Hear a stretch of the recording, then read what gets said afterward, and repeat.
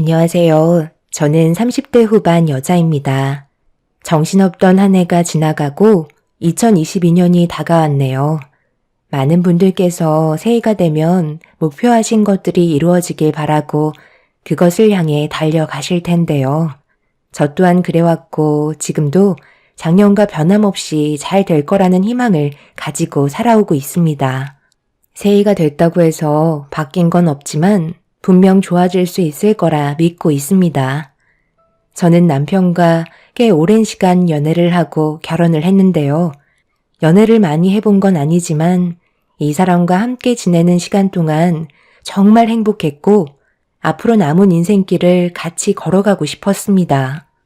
그래서 결혼을 목적으로 인사를 드리고 시부모님께서도 정말 좋아해 주셨어요. 처음 보자마자 하루빨리 결혼식을 진행하길 원하셨죠. 시부모님 두 분 다 너무 밝으신 성격을 가지고 계셔서 저와도 잘 맞는 것 같아 앞으로 큰 문제 없이 결혼 생활을 이어나갈 수 있을 것 같았습니다. 그렇게 양가 집안 상견례를 마치고 결혼식까지도 걸림돌 하나 없이 매끄럽게 진행이 되었죠. 그런데 결혼식을 올린 뒤 말도 안 되는 일들이 제 눈앞에 펼쳐지기 시작했어요. 정말 믿을 수가 없었고 눈앞이 캄캄해서 삶에 대한 희망까지 잃어버릴 정도였습니다. 제가 여러분들께 최근 3개월간의 기록을 전부 다 설명드릴 수는 없지만 겪었던 시간들에 대해 최대한 자세히 풀어보도록 할게요. 결혼하고 최근 한 달은 정말 행복했었어요. 제가 꿈에 그리던 삶이었고 눈 뜨고 눈을 감을 때까지 사랑하는 사람이 제 앞에 있다는 게 실감이 나지 않았습니다. 남편도 좋은 사람이고 시부모님께서도 저를 딸처럼 대해주셔서 저 또한 잘하려고 많은 노력을 했었어요. 시댁 집안이 못 사는 형편은 아니라서 금전적으로는 부유한 편입니다. 그런데 한 달이 지난 시점에 저를 아껴주시던 시부모님의 행동이 조금씩 이상해지기 시작했어요. 주말에 시댁에 인사를 드리러 가도 얼굴빛이 어두우셨고 뭔가 불만이 가득해 보이셨죠. 처음 겪어보는 분위기라 어떻게 해야 할지 몰라 조심스럽게 입을 열었어요. 어머님, 요즘 안 좋은 일이라도 있으신 거예요? 아버님도 그렇고 평소와 분위기가 너무 다르셔서요. 제가 혹시 아버님 어머님께 실수라도 한 게 있는 거예요? 아니면 어디 편찮으신 곳이라도 있으신 건 아니죠? 저 왔는데 별 말씀도 없으시고 걱정돼서요.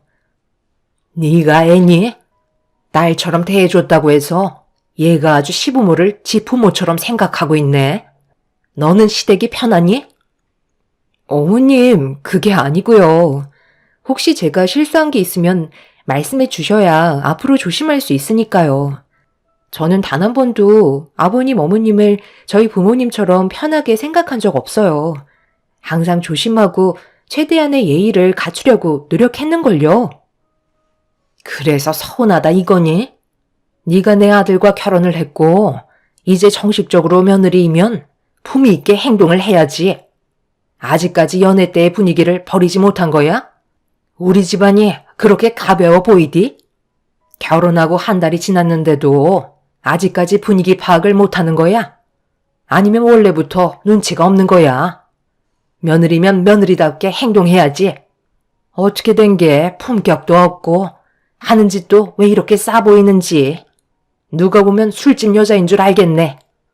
연애 때나 어머님이 먹히는 거지. 정식 며느리가 됐으면 남들 시선도 중요하게 생각해야 되는 거야. 내가 주변 사람들한테 술집 여자를 며느리로 들였냐는 그런 말을 들어야 되겠어? 너한테 싼 티가 흐르다 못해 넘쳐 보인단다. 적은 나이도 아니고 40을 바라보는 나이나 돼서 자기가 20대인 것 마냥 행동하면 되겠니? 네 직업에 맞게 처신하라는 거야. 무슨 말인지 알아듣겠어? 사람의 첫 이미지가 얼마나 중요한데 어딜 갈 때마다 그런 소리를 들어야 하니 내 속이 좋겠니? 이런 기분에 무슨 저녁을 먹겠어? 입맛도 싹 가셨다. 다음부턴 집에서든 밖에서든 나한테 앵기지 말고 거리를 두고 걷도록 해라. 그리고 옷차림도 웬만하면 정숙하게 입도록 하고 한 번만 더 살갑게 굴면 눈물을 쏙 빼놓을 줄 알아.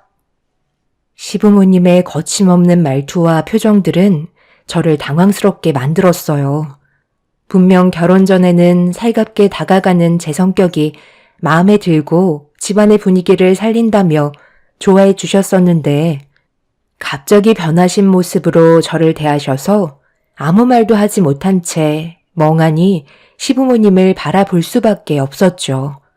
마음에 들지 않는 부분들이 계시다면 그것 또한 고쳐야 앞으로의 결혼 생활에 문제가 없을 것 같아 제가 하고 싶은 말을 뱉기보다 앞으로 조심하겠다며 고개를 떨궜습니다.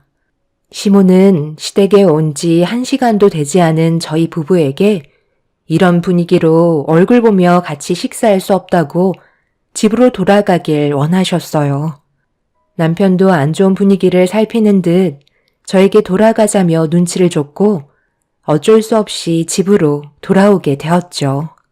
그리고 집에 가는 동안 차 안에서 너무 서러워 닭똥 같은 눈물을 쉬지 않고 쏟아내고 말았습니다. 결혼 한 달 만에 시부모님께 상처되는 말들을 듣게 될 거라곤 전혀 상상하지 못해서 너무 서러웠던 것 같아요. 남편도 자기 부모님이 이렇게까지 남의 시선을 예민하게 생각하고 있을 거라곤 예상하지 못했다면서 제 눈치를 살피고 있었네요. 그렇게 집으로 돌아와서도 서운한 마음은 쉽게 가라앉지 않았고 그날 이후 시부모님과 만나는 자리가 생기면 예전과 다른 모습으로 행동을 하게 되었습니다. 최대한 신경에 거슬리지 않게 거리를 두고 말 한마디도 입 밖으로 꺼내기 전에 한 번 더 생각한 뒤에 대화를 이어나갔습니다. 너무 달라져 버린 시부모님의 무뚝뚝한 모습은 저를 숨막히게 만들었어요. 제 성격이 원래 밝고 부침성이 좋아서 남들보다 정을 빨리 붙이는 편인데 시부모님께서는 그런 제가 애초부터 부담스러우셨던 것 같아 보였어요. 그래서 원래 성격을 억누르고 생활을 해야 되다 보니 결혼 생활에까지 지장이 생기고 말았습니다. 남편의 성격은 제 말을 들어주는 편이라서 말을 하지 않으면 거의 입을 열지 않는데 그런 성격 자체가 어느 순간부터 싫게 다가오더라고요. 당신은 나한테 관심이 없는 거야? 어떻게 된 게 내가 말을 붙이기 전까지 아무 말도 하지 않아? 요즘 나 너무 우울해. 내가 최근 들어 일 때문에 많이 바빠서 당신을 제대로 신경 못 써서 서운한 거야? 그런데 나도 워낙 할 일이 많잖아. 이런 건 이해해 줘야지. 당신이 요즘 우리 부모님 때문에 신경이 날카로워진 것 같은데 당신이 좀 이해해 줘. 뭘 이해해 달라는 거야? 이게 사는 거야? 내가 원하는 결혼 생활은 이런 게 아니었다고. 시부모님 얼굴 뵙고 싶지도 않아. 어떻게 결혼 전과 후가 이렇게까지 다른 거야? 결혼 전에는 내가 너무 이쁘다고 살갑게 대해주시더니 지금 봐봐. 어머님이랑 아버님이 나한테 눈 한 번을 마주치지 않으셔. 조심스럽게 말을 붙여도 대충 대답하시고 더 이상 말도 안 하시잖아. 원래 좀 무뚝뚝하신 걸 어쩌겠어. 남들 시선이 중요하시다잖아. 당신도 너무 기분을 업시키지 말고 차분한 모습을 보여줘봐. 솔직히 내가 봐도 당신 너무 정신없어. 나는 오히려 지금이 딱 좋아 보이는데? 너무 말이 많아도 수준 낮아 보이잖아. 뭐? 수준이 낮아 보인다고? 지금 말 다 했어? 어떻게 당신이 나한테 그런 말을 할 수가 있어? 이제는 당신까지 나를 무시하는 거지? 내가 잘하려고 노력하고 있는 걸 알면서 그런 식으로 자꾸 얘기할 거야? 그래서 나랑 결혼한 거 후회라도 한다는 거야? 나 좋다고 따라다닐 땐 언제고 이제 결혼도 했으니까 끝났다 이거지? 정말 당신한테 너무 서운하다. 남편은 듣기 싫다는 듯 방으로 들어가 버렸어요. 결혼 한 달이면 깨가 쏟아질 시기인데 이건 누가 봐도 결혼 10년 차는 된 것 같은 느낌이었습니다. 아무리 연애를 오래 했다 해도 상대방의 예의가 아닌 행동을 보인 남편에게 너무 큰 실망을 하게 되었고 처음으로 결혼을 후회하게 되었어요. 연애를 했을 때는 저를 아껴주고 뭐든 다 해줄 것처럼 행동하던 남편이었는데 예전과는 너무도 달라진 모습에 앞으로 함께 걸어가야 할 삶이 눈앞에 캄캄할 정도로 아무것도 보이지 않았습니다. 그렇게 한 달이 지나 2달째가 되었을 때 남편이 퇴근하고 집에 들어올 시간이 한참 지났는데도 집에 오지 않길래 그래도 남편이라고 걱정되는 마음에 몇 번이나 전화를 걸어봤지만 받지 않더라고요. 그런데 잠시 뒤 문자 한 통이 와서 확인을 해보니 남편이 시댁에 있는지 그날 저와는 한마디 상의도 없이 시댁에서 자고 간다며 다음날 보자는 한마디 하고 아무런 연락도 주지 않았어요. 제 생각은 전혀 하지 않고 남편 멋대로 하는 행동 때문에 너무 화가 나 시모에게 전화를 걸었습니다. 역시나 받지 않았고 시부께도 전화를 했는데 똑같이 받지 않으시더군요. 시댁 식구들 전부 다 저를 무시하는 행동을 참을 수가 없어 짐을 챙기고 시댁으로 향하려고 집 밖을 나서려는 순간 시모에게 전화가 왔어요. 저도 이미 감정이 안 좋아진 상태라 좋지 않은 목소리로 전화를 받았습니다. 왜 이렇게 사람을 귀찮게 하는 거야? 내 아들이 분명 얘기했을 텐데 도대체 뭐가 불만이길래 전화를 수십 통이나 한 거야? 어머님, 지금 이 상황이 상식적으로 이해가 되세요? 제가 이상한 거예요? 어떻게 한마디 말도 없이 문자 한 통 보내놓고 집에 들어오지 않겠다고 하면 누가 이해를 해주겠어요? 왜 어머님 댁에서 하루를 보내야 하는 건지 말도 해주지 않았잖아요. 내 아들이 오래간만에 부모와 함께 지내고 싶다는 건데 그게 그렇게 잘못된 거니? 너도 사돈댁에서 자고 올 때도 있잖아. 제가요? 저는 결혼하고 나서 단 한 번도 그렇게 한 적 없는데요. 그이랑 같이 가서 하룻밤 자고 온 적은 있어도 저 혼자 개인적으로 행동하진 않았어요. 이 문제는 이해를 떠나 부부로서 서로에 대한 예의가 아니라고요. 제 말이 틀렸나요? 너 지금 시애미가 얘기하는데 목소리 높여서 대들고 있는 거니? 이제야 본성이 나오는구만. 사람은 평생 알아가도 모른다더니만 그 말이 너한테 딱 맞는 것 같다. 오늘 이 시간 이후로 내 아들 2번 다시 못 볼 줄 알아. 우리가 큰 돈 들여 신혼집도 큰 집으로 50평짜리 마련해 줬는데 너는 고작 혼수 8천밖에 안 했었잖아. 솔직히 나는 그때부터 너를 마음에 들어하지 않았거든. 우리 집을 뭘로 알고 혼수를 8천밖에 안 해? 최소 몇 억은 해줘야 하는 거 아니니? 어머님, 갑자기 그 말이 왜 나오는 거예요? 그때는 혼수 8천도 많다고 하셨잖아요.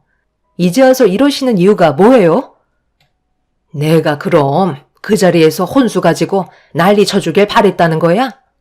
다 내 아들 생각해서 거기까지 한 거는 생각 안 하니? 좋게 좋게 봐주면 너도 눈치껏 행동을 해야지. 어디서 집안의 가장인 남편한테 오라가라 명령이야. 나중엔 머리 위로 받고 올라서겠다. 됐고, 너랑 목소리 높이면서 대화조차 섞고 싶지 않으니까 이만 끊어야겠다. 오늘 이 시간 이후로 내 아들 얼굴 볼 생각 하지 마라. 너처럼 자기가 뭘 잘못했는지도 모르는데 굳이 서로 봐봤자 좋은 말도 안 나오잖아. 내 아들 돌려보내면 너는 분명 또 사람 들들 볶으며 나불나불 거리겠지. 내 말이 틀렸어? 이런 내 결정이 마음에 안 들면 이혼하던지. 그게 싫다면 내 기분 풀릴 때까지 잠자코 있어라. 알겠니? 나는 너에게 결정권을 준 거야. 이혼을 하던지 아니면 지금처럼 그 넓은 집에 너 혼자 살던지 둘 중 하나 선택하면 되는 거다. 내 아들도 결혼한 걸 얼마나 후회하는지 아니? 시모의 억지가 저를 미쳐버리게 만들었어요. 도저히 대화가 통하지 않았고 왜 이런 행동을 하시는지도 이해할 수가 없었습니다. 더군다나 남편까지 생각지도 못한 돌발 행동을 저지르니 제가 어떻게 처신을 해야 할지 모르겠더라고요. 그날 정말 많은 고민에 빠지게 되었습니다. 결혼 2달 만에 이렇게까지 위태로워질 거라고 누가 상상을 했겠어요. 그래서 이혼을 하던 결혼 생활을 계속 유지하던 확실하게 짚고 넘어가야 할 것 같아 며칠 동안 고민 끝에 아침 일찍 남편에게 시댁으로 가고 있다는 문자 한 통 남기고 출발을 하게 되었습니다. 저도 더 이상의 미련은 없었던 것 같아요.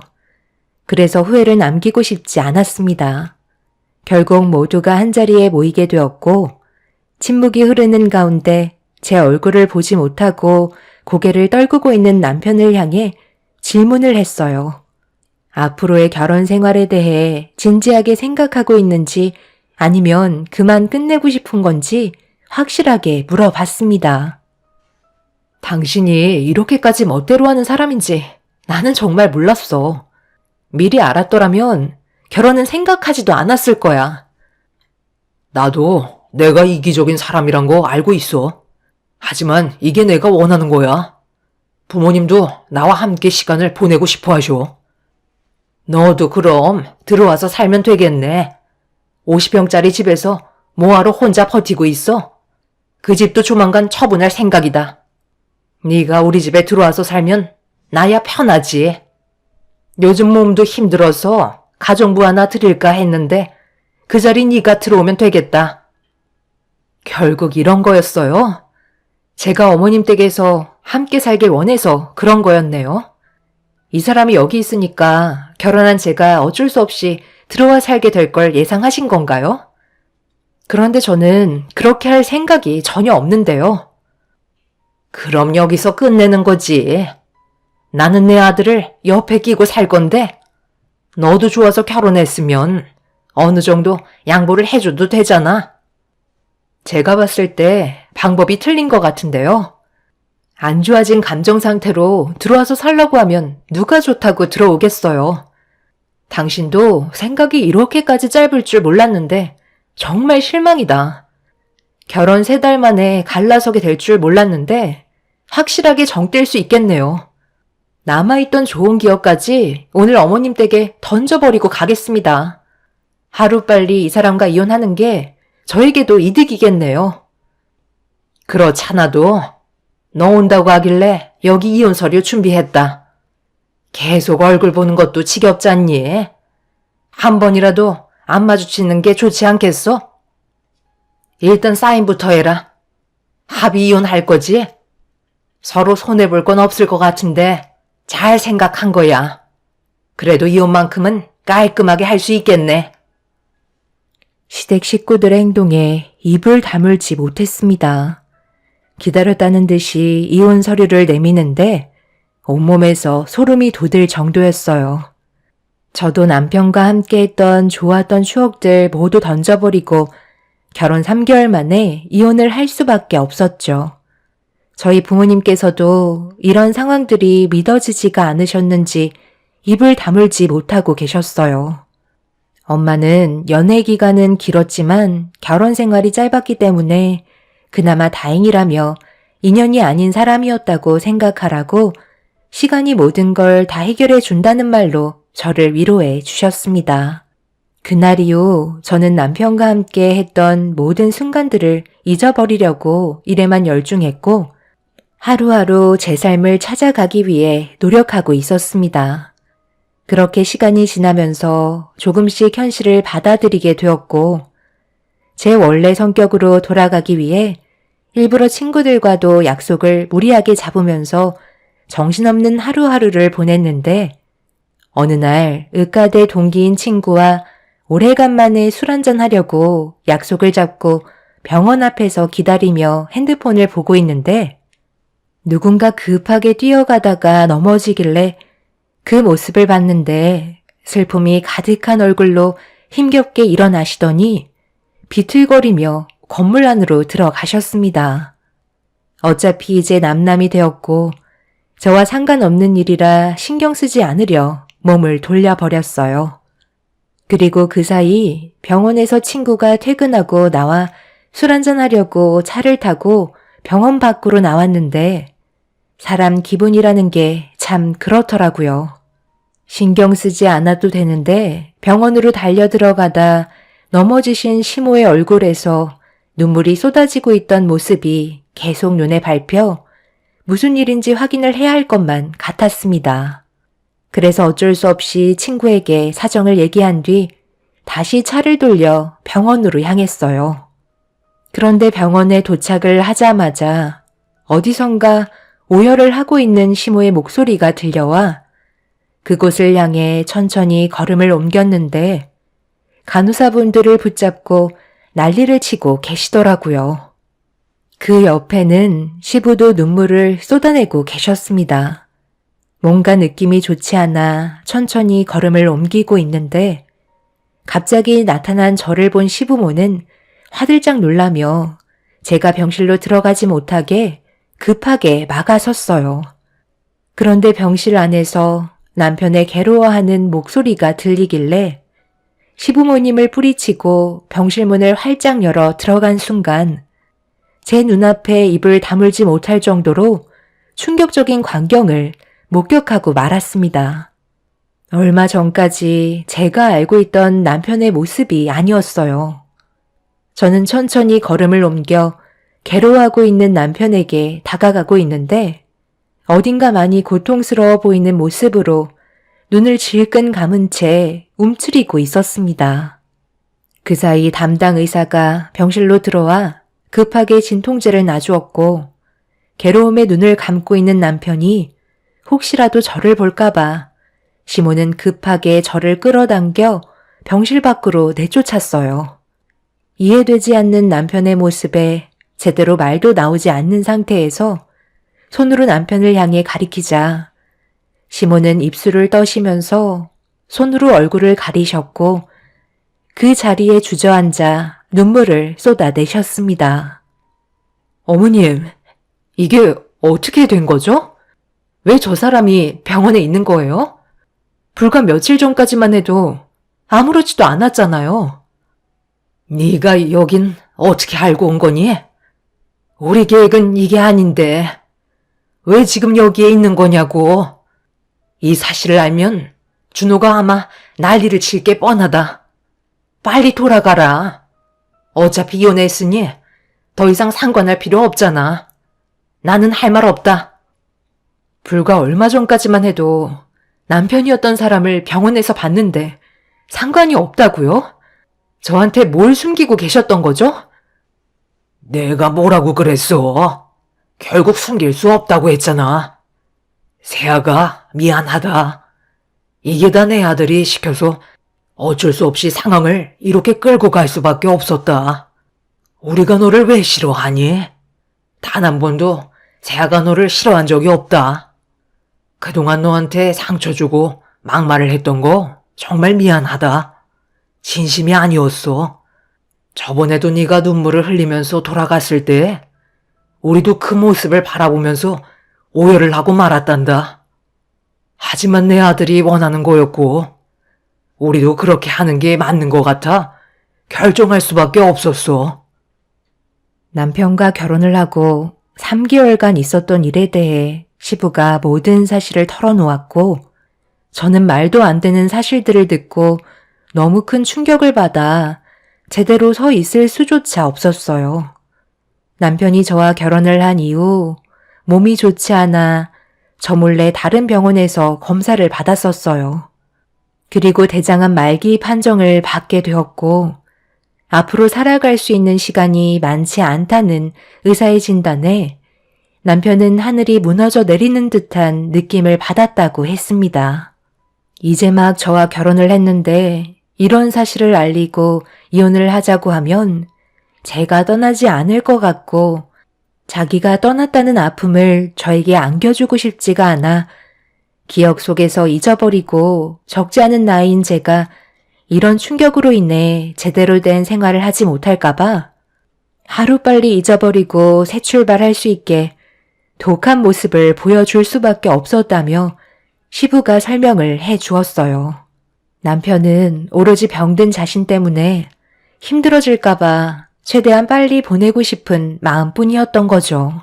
분명 이기적인 생각이었고 제 의사는 전혀 존중해주지 않은 남편이 한편으론 밉기도 했지만 이해가 되었어요. 저를 그만큼 사랑했기에 내린 결정이었기 때문에 남편의 행동을 받아들일 수 있었습니다. 시부모님은 저에게 진심으로 미안했다며 제 손을 어루만져 주셨고 남편이 이 사실을 모르게 했으면 좋겠다는 말을 하셨어요. 눈앞에서 괴로워하고 있는 모습을 보고 있는데 남편이 원하는 대로 해주길 바라는 시부모님 때문에 이러지도 저러지도 못하고 있다가 남편이 괴로워하고 있는 목소리가 제 두 귀에 들리는 순간 저는 더 이상 남편 혼자 외로운 싸움을 하게 놔두고 싶지 않았습니다. 결국 병실로 뛰어 들어간 저와 마주하게 된 남편은 많이 놀란 듯 저를 보다가 그동안 참아왔던 정신적인 고통이 한꺼번에 몰려왔는지 쉬지 않고 눈물을 쏟아내고 말았습니다. 고통스러운 몸으로 남편은 저에게 상처를 줘서 미안하다며 저에게 짐이 되게 하고 싶지 않았다며 괴로워하고 있었어요. 제가 암 전문이라 남편의 수술을 하다가 세상을 떠나면 그에 따른 죄책감으로 힘들어할까봐 다른 병원에서 치료를 받고 있는 거였습니다. 남편은 하나부터 10까지 전부 다 저를 생각해서 움직였다고 했지만 제가 봤을 때 그건 저에 대한 배려가 아니었어요. 그래서 남편이 살아있는 동안 제 곁에서 할 수 있는 모든 걸 해주고 싶었습니다. 남편과 저는 한참 동안 눈물을 쏟아내었고 결국 제가 일하는 병원으로 옮겨져 치료를 받게 되었네요. 이미 온몸에 전이가 많이 되어 있는 상태라 수술을 하기에는 쉽지 않은 몸 상태였어요.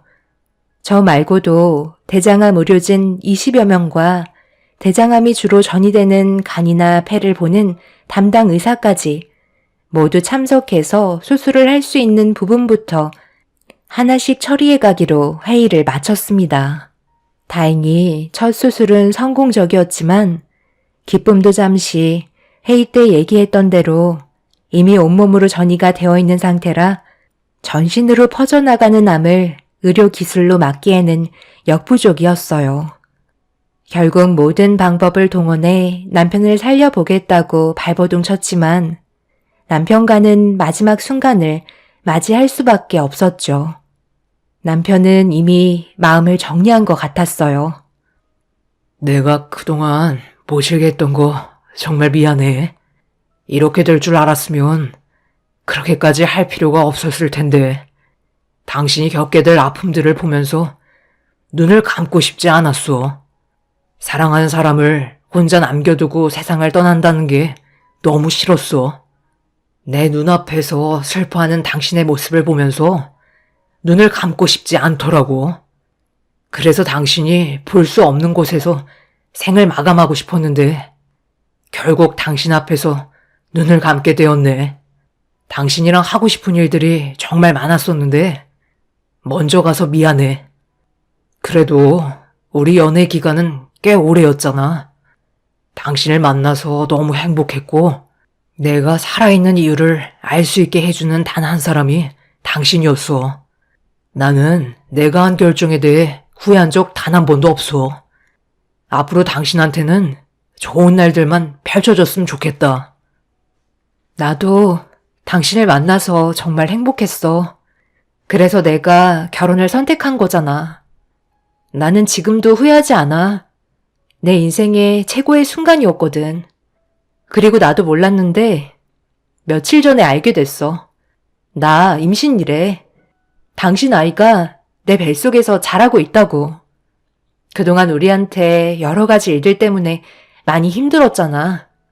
나도 제대로 먹지 못했고 당신 돌보느라 정신도 없어서 이혼 전에 임신이 된 줄 모르고 있었는데 생각보다 태아가 많이 작은 것 같아. 시간이 지나면 정상적인 크기로 돌아온다곤 하는데 지금은 그렇게 눈에 띌 정도는 아니야. 내가 전혀 모르고 살았을 정도였으니까.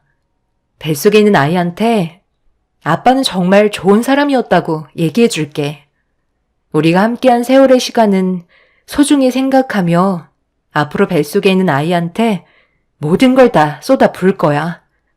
그러니 당신도 너무 걱정하지 말고 마음의 짐을 내려놨으면 좋겠어.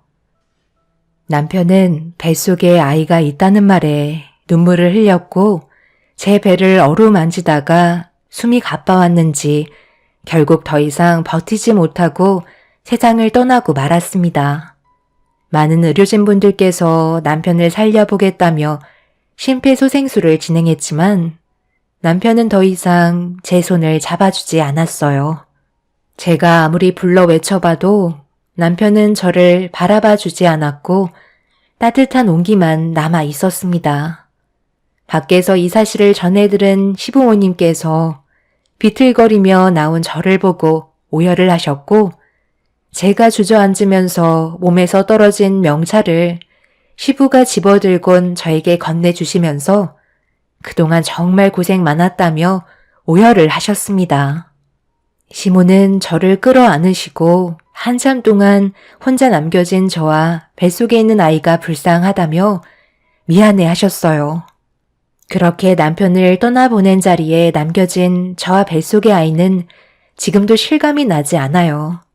퇴근 시간만 되면 남편이 현관문을 열며 들어올 것만 같고 저에게 아낌없는 사랑을 줄 것 같은데 남편은 더 이상 저를 불러주지 않네요. 앞으로 뱃속에 있는 아이와 남은 인생 열심히 살아갈 테지만 현재 제가 받은 충격이 아직까지 가시지 않아 많이 힘든 상태입니다. 시부모님께서는 매일 제가 일하는 병원에 찾아오셔서 많은 관심과 사랑을 주고 계세요. 모든 것들이 진심이 아니었던 만큼 저에게 항상 미안해 하십니다. 모든 걸 이해하고 있는 저는 지금 현재의 삶을 받아들이고 앞만 보며 열심히 달려가려고요. 제 삶에 여러분들의 응원이 함께 해주셨으면 좋겠어요. 새해가 밝아온 만큼 저도 그렇고 뱃속에 있는 아이도 건강했으면 좋겠습니다. 제 사연 들어주신 분들, 새해에는 언제나 좋은 일들만 가득하시길 바랍니다. 감사합니다. 안녕하세요. 저는 나이 60에 딸 하나 있는 엄마입니다. 제 딸이 좋은 남자를 만나 결혼을 하려고 계획을 가지고 있었지만 안사돈의 잘못된 행동들이 결국 제 딸과 예비 사이를 갈라놓게 하고 말았습니다. 제가 여기에 사연을 신청한 이유는 저희 가족과 같은 피해를 받지 않으셨으면 좋겠고 만약 여러분들의 자제분들이 결혼을 앞두고 있다면 이런 집안은 피하셨으면 좋겠네요. 제 딸이 결혼을 생각하며 교제를 하고 있는 남자가 있었습니다. 얘기를 들어보면 상당히 좋은 관계를 유지하고 있는 것 같아 보였어요. 둘 사이가 나쁘지 않아 보였고 싸우는 것도 본 적이 없었죠. 그래서 결혼까지 이어지겠구나 생각했었어요. 그리고 언제 한 번은 겪어야 될 일이 오게 되었네요. 저희 집에 인사를 온 예비사위는 딱 봐도 인물도 훤칠하고 성격도 상당히 밝아 보이는 모습이 첫눈에 들어왔고 제 딸이 좋아할 만한 성격을 가지고 있는 걸 단번에 알 수 있었죠. 둘이 좋다는데 제가 뜯어 말릴 이유도 없었습니다. 예비사위는 같은 직종업에 종사하고 있고 둘 다 능력이 좋은 편이라 남들에게 인정을 받고 있었죠. 보통은 같은 환경에서 근무를 하다 보면 그 안에서 대부분 이성을 찾게 되는 것 같아요. 제 딸도 그런 상황이었던 거죠. 그래서 그런지 둘은 대화도 잘 통했고 성격도 비슷해서 앞으로의 결혼 생활은 크게 문제 없을 것 같아 보였어요. 저희 집에 인사 온 건 그냥 형식적인 절차인 것 뿐이지 남편도 그렇고 저도 결혼에 대해 반대를 하지 않았습니다. 딸이 모든 걸 신중하게 결정하는 성격인데 자기 인생을 맡겨야 할 배필을 고르는 중요한 일을 생각 없이 행동하지 않았을 거란 걸 누구보다 저희 부부가 잘 알고 있었어요. 그래서 최대한 즐거운 분위기로 이끌어가면서 좋은 말만 해주고 조언해 줄 수 있는 건 아끼지 않았죠. 둘 다 나이도 어느 정도 있다 보니 최대한 서둘러서 결혼식을 올리는 게 좋을 것 같아 상견례 날짜를 최대한 빠른 시일 내에 잡길 원했습니다. 그런데 제가 둘의 결혼을 너무 당연시하게 생각했던 건지 예상치 못한 일들이 제 딸이 아닌 저에게 닥쳤습니다. 예비사위가 저희 집에 인사 왔을 때 아무 조건 안 보고 결혼을 허락했는데 사돈 측에선 저와 남편을 문제 삼고 결혼을 반대하게 되었죠. 안색이 안 좋은 상태로 집에 들어온 딸의 입에서 아빠 엄마의 직업 때문에 결혼을 하지 못할 수도 있다는 말을 들었을 때 상당한 충격으로 다가왔었습니다. 사돈 댁에서 그런 식으로 나올지 몰랐거든요. 정말 사돈분들이 그런 식으로 얘기했다는 거야? 너는 마음에 드는데 아빠 엄마의 직업에 흠이 있어서 결혼이 꺼려진다고? 지금 엄마가 너무 당황해서 말도 안 나오는데 사돈분들의 입장을 이해하려 해도 납득이 되지 않으니까 어떤 식으로 받아들여야 할지 모르겠네. 아빠 엄마 직업이 어때서? 식당에서 일하는 게 왜 문제가 되는 거지? 예비사위 집안은 어떤데? 우리와 비교도 할 수 없을 만큼 엄청나게 재력이 좋은 집안인 거야? 사돈분들이 뭐라고 하시는데? 집안 전체가 균형을 이루지 못하는 것 같아서 결혼에 대해 고민을 할 수밖에 없다고 하시는데 내가 거기에다 대고 무슨 말을 더해. 얼마나 어이가 없던지. 처음 인사드리러 갔을 때부터 나를 위아래로 훑어보는 것도 기분이 안 좋았는데 자리에 앉자마자 부모님이 식당에서 일을 하신다니까 상당히 불쾌한 얼굴을 하고 계시더라고. 그래서 왜 그게 문제가 되냐고 다시 되물으니까 흙수저가 금수저 하나 맞는 것 뿐이지 집안 전체를 따지고 봤을 때 누가 봐도 흙수저 집안이라고 무시하시길래 더 이상 그 자리에서 머물러 있는 게 미련한 짓인 것 같아 더는 얘기하고 싶지 않다며 그 집에서 그냥 나와버렸어. 그 집안이 얼마나 잘 사는지는 몰라도 우리 가족을 무시하는 건 절대 용납할 수 없거든. 딸은 화가 잔뜩 올라온 상태였어요. 제가 봤을 때도 확실히 사돈분들의 행동은 문제가 있어 보였습니다. 남편은 옆에서 딸의 말을 듣자마자 결혼 얘기는 없었던 걸로 하는 게 좋을 것 같다며 화를 내고 있었습니다. 그런데 딸의 핸드폰으로 계속해서 예비사위한테 전화가 오더군요. 딸은 받지 않으려 했지만 남편이 무슨 말을 하려는 건지 드러나 보자며 통화하길 원했고 수화기에서 들려오는 예비사위의 목소리는 상당히 당황스러워하고 있었습니다. 결국 남편은 사위를 집으로 다시 불러들였고 잠시 뒤 안 좋은 표정으로 저와 남편의 얼굴 표정을 살피며 조심스럽게 집으로 들어왔습니다. 우리는 자네를 정말 좋게 보고 있었는데 사돈댁에서 그런 식으로 나올 거라곤 정말 몰랐네. 식당에서 일하는 게 뭐가 잘못됐다는 거야? 그렇다고 우리 집안이 그렇게 못 사는 형편도 아닌데 고작 식당에서 일한다고 해서 무시하는 거야? 아버님, 정말 죄송합니다. 저도 지금 이런 상황이 솔직히 당황스러운데요. 저희 엄마가 그런 식으로 말씀하실 줄은 전혀 몰랐어요. 아버님 어머님께서 뭐 하시냐고 물어보시길래 솔직하게 말씀드렸는데 그때부터 표정이 변하셨거든요. 당연히 제가 옆에서 설명을 드렸는데도 식당 일 하시는 걸 못마땅해 하셨어요. 좋은 분위기가 만들어질 줄 알았는데 이런 식으로 실망을 안겨드려서 드릴 말씀이 없습니다. 하지만 저는 세경이와의 결혼을 절대 포기하고 싶지 않아요. 저희가 함께 해온 시간들도 있고 결혼을 약속한 사이인데 저희 부모님께서 반대하신다고 이 결혼을 포기하는 건 말이 안 된다고 생각합니다.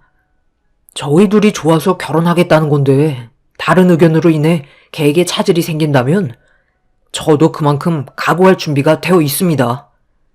그러니 아버님께서 저희 결혼을 반대하지 않으셨으면 좋겠어요. 부탁드릴게요. 그건 오빠 생각이지. 어머님이 하시는 말 다 들었는데 우리가 어떻게 결혼을 할 수가 있겠어? 아무리 마음에 들지 않는다 해도 서로 초면이면 지켜야 할 예의가 있는 거야. 오빠 어머님께서 우리 엄마한테 뭐라고 하셨어? 식당 참모일 하는 우리 엄마가 못마땅하다고 하셨잖아. 내가 그동안 부모님께서 어떻게 살아오셨는지 두 눈으로 전부 다 봤는데 그런 식으로 무시를 하면 내가 이 결혼 하고 싶겠어? 오빠가 아무리 좋아도 결혼이라는 건 양가 집안의 축복 속에 이루어지는 거라고. 그런데 한쪽 집안에서 그런 식으로 나오면 앞으로 오빠와 결혼을 하게 되더라도 이런 문제들 때문에 부딪히게 되는 상황들이 수도 없이 많을 거라고. 그렇게 되면 결국 그 끝은 뭐일 것 같아?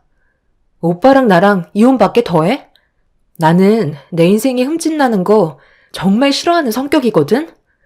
미안하지만 우리는 여기까지 하는 게 좋겠어. 이런 일은 없겠지만 어머님이 직접적으로 찾아오셔서 진심으로 용서를 구하시기 전까지 오빠의 결혼은 다시 생각해 볼 거야.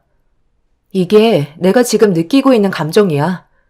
얼마나 잘 사는 집안을 만나고 싶어 하시는지 모르겠지만 솔직히 오빠 집안도 그렇게 따지면 어머님은 지금 뭐 하시는데? 아버님이 벌어오는 돈으로 편히 집안일만 하시잖아. 아버님이 의사라서?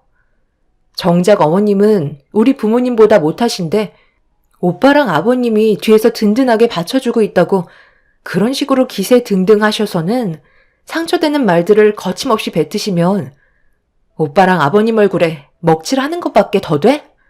내가 전부 다 다시 바로 잡을 테니까 너무 흥분하지 말고 일단 침착하게 상황을 정리해 나가자. 세경이 네가 얼마나 상처받았는지 내가 충분히 이해하는데 이런 식의 극단적인 행동은 우리 둘에게 좋지 않은 영향을 끼치는 거야. 진심으로 나와 헤어지고 싶은 건 아니잖아. 우리 엄마가 얘기한 부분에 대해 서운한 것뿐이잖아. 내가 서둘러 해결하도록 할게. 딸은 화가 머리끝까지 올라와 버린 상태였어요. 자기 부모를 안 좋게 바라보고 있던 안사돈을 용서하고 싶지 않다며 결혼은 없던 걸로 하자고 예비 사위를 조금도 받아주려 하지 않았습니다. 처음으로 제 딸과 예비 사위의 안 좋은 모습을 두 눈으로 보고 있는데 마음이 너무 안 좋더군요. 사위는 아무것도 얻지 못한 채 욕만 한 바가지 얻어먹고 집으로 돌아간 뒤 저는 흥분을 가라앉히지 못하는 딸에게 조심스럽게 물어봤어요. 진심으로 모든 걸 사위와 헤어질 자신이 있는지 대화를 시도했는데 속은 그렇지 않았는지 제가 질문을 던짐과 동시에 딸은 눈물을 펑펑 흘리며 사돈의 행동에 대해 너무 서운하다고 괴로운 모습을 보여주고 있었습니다. 결혼은 당연하게 할 거라 생각했었는데 저와 남편이 식당 일을 하는 걸 못마땅히 해서 결혼을 반대할 거라곤 정말 상상조차 하지 못했었죠. 그날이요, 딸은 겉으로 아무렇지도 않은 척 행동하고 있었지만 사위와 같은 회사에 다니고 있어서 그런지 상처는 좀처럼 회복이 되지 못하고 있는 것 같았어요. 좀처럼 풀리지 않고 있는 매듭이 계속해서 꼬여만 가고 있는 모습을 지켜보는 저도 마음이 좋지 않았는데 결국 둘은 헤어지게 되었다는 말을 듣고 말았습니다. 몇 날 며칠을 눈물로 괴로워하고 있던 제 딸은 회사 일까지 지장을 주게 될 정도로 몸이 안 좋아졌는데 그건 예비사위도 마찬가지인 듯 보였어요. 이런 상황이 오래 지속되지 않길 바랬지만 점점 더 문제가 커지기 시작했죠. 그렇게 되자 사돈댁에서도 예비사위가 걱정이 됐는지 저에게 연락을 취해 왔어요. 다짜고짜 약속 장소를 문자로 보내고 만나자고 하길래 저도 진지하게 대화를 해봐야 할 것 같아 약속 장소로 나가게 되었고 그렇게 처음으로 안사돈과 얼굴을 마주하게 되었습니다. 이런 식으로 얼굴을 마주하게 될 줄 몰랐는데 제가 만든 상황이니 어쩌겠어요? 수습도 제가 해야 되겠죠. 왜 이렇게 됐는지 세경이 어머님도 어느 정도 알고 계실 테니 본론만 말씀드릴게요. 제 아들과 세경이 결혼할 수 있도록 허락하겠습니다. 이러다 제 아들까지 죽어나가게 생겼네요. 요 며칠간 회사를 못 나가고 있는데 아시겠지만 빠지는 것도 하루 이틀이지. 이런 식으로 계속 안 좋은 상황으로 유지가 된다면 나중에는 정말 회사에서 나오게 될지도 모른다고요. 저는 그렇게까지 안 좋은 방향으로 흘러가는 건 보고 싶지 않습니다. 그건 사돈도 저와 같은 생각이시죠? 자기 자식이 힘들어하는 걸 누가 보고 싶겠어요? 금융회사가 장난도 아니고 둘 다 정말 힘들게 들어간 회사인데 제가 사돈 식당 일을 못마땅해 한다고 결혼을 반대하면 둘 중 하나는 결국 퇴사를 하게 될 거 아니에요. 저는 그게 제 아들이 될까봐 매일 불안에 떨며 살고 있네요. 그러니 결혼 허락하겠습니다. 지금 둘이 헤어진 상태라는데 사부인께서 따님 잘 설득해서 다시 제 아들과 이어질 수 있게 연결 부탁드릴게요. 제가 실수한 건 인정할 테니 사돈도 그만 기분 풀어주셨으면 좋겠네요. 그렇게 해주실 거라 믿겠습니다. 둘 다 비슷한 조건이고 앞으로 잘 살기만 바라면 아무런 문제가 없는 건데 사돈께서 왜 이런 식으로 일을 크게 만드셨는지 저는 정말 이해를 하지 못하겠네요.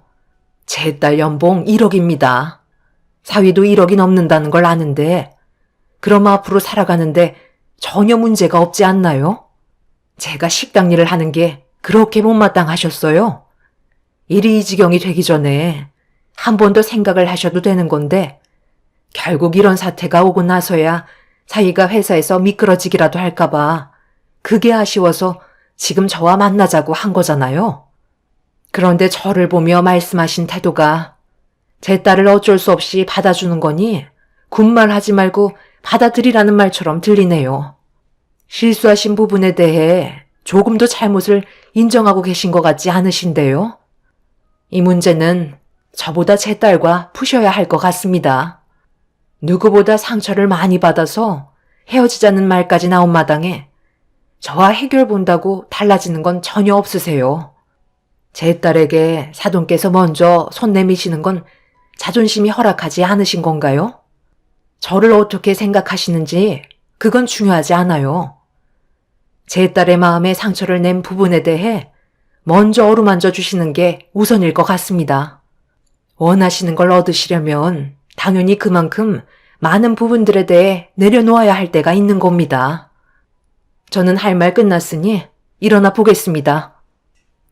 안사돈은 상당히 불쾌하다는 얼굴로 저를 바라보며 아무 말도 하지 않고 있었습니다.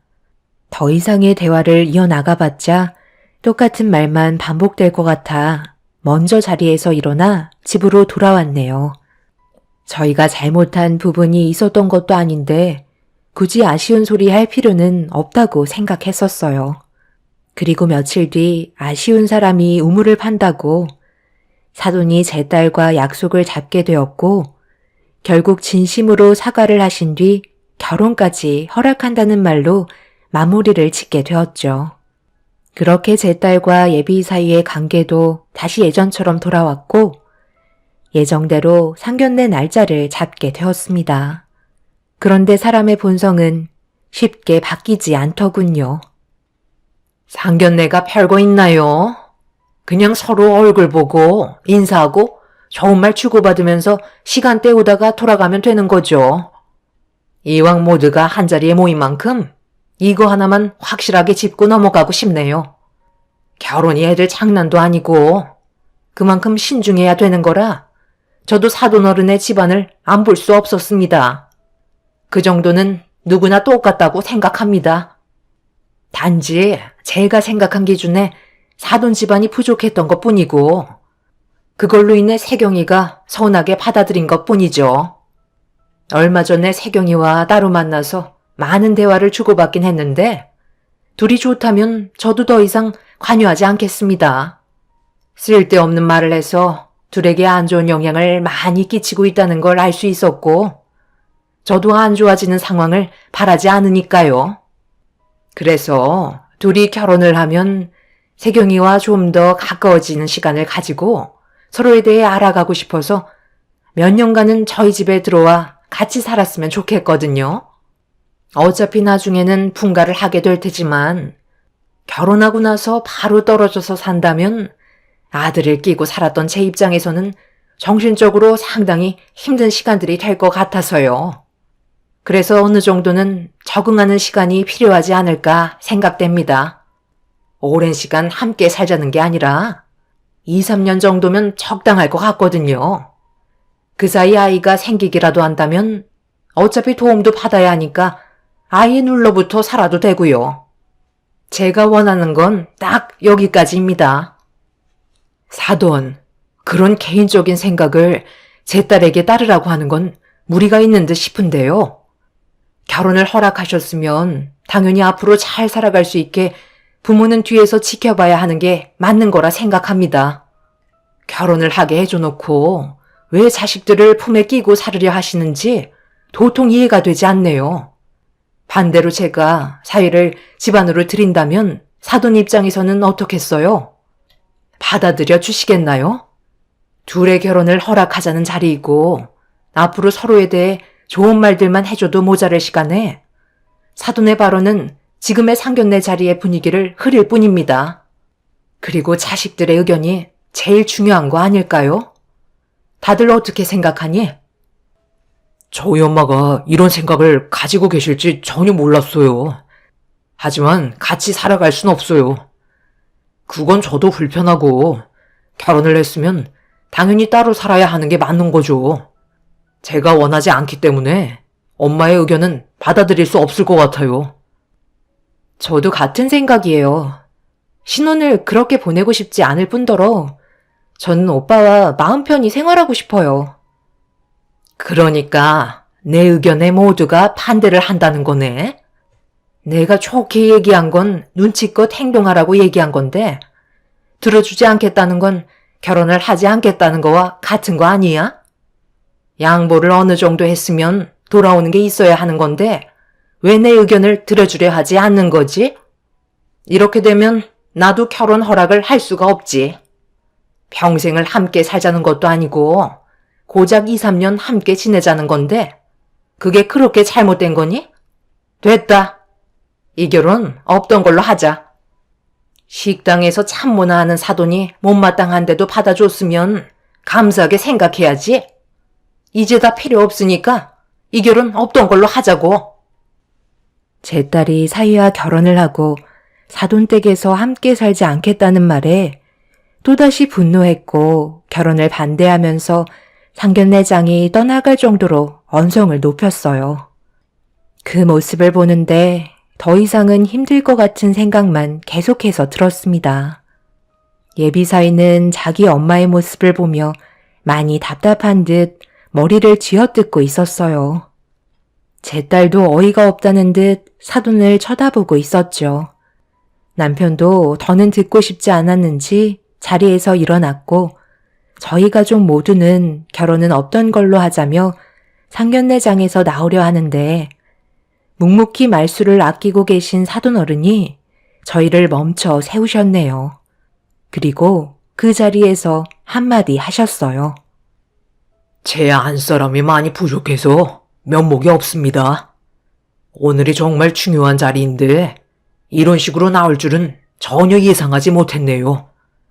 저는 아들이 행복했으면 좋겠어요. 그런데 계속 안 좋은 일이 반복해서 생기니 저도 해결 방법을 찾아봐야 할 것 같네요.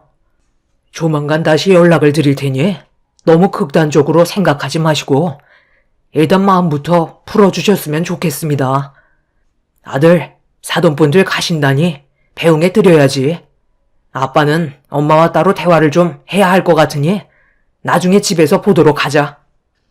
사돈 어른은 안사돈과 진지한 대화를 나누기 시작했고 저희는 결국 집으로 돌아올 수밖에 없었습니다.